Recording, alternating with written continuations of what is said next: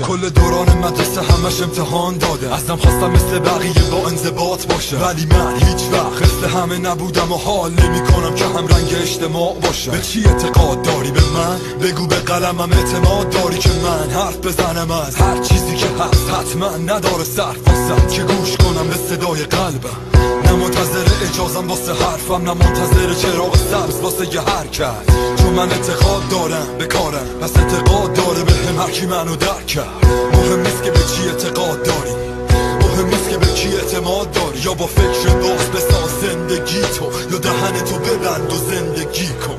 کل دوران مدرسه همش امتحان داده، ازم خواستم مثل بقیه با انضباط باشه، ولی من هیچ وقت مثل همه نبودم و حال نمی کنم که هم رنگ اجتماع باشه. به چی اعتقاد داری؟ به من بگو، به قلمم اعتماد داری که من حرف بزنم از هر چیزی که هست؟ حتما نداره صرف واسم که گوش کنم به صدای قلبم، نه منتظر اجازم واسه حرفم، نه منتظر چراغ سبز واسه یه حرکت، چون من اعتقاد دارم به کارم، پس اعتقاد داره به هم هر کی منو درک کرد. مهم نیست که به چی اعتقاد داری، مهم نیست که به کی اعتماد داری، یا با فکر باز بساز زندگی تو، یا دهن تو ببند و زندگی کن.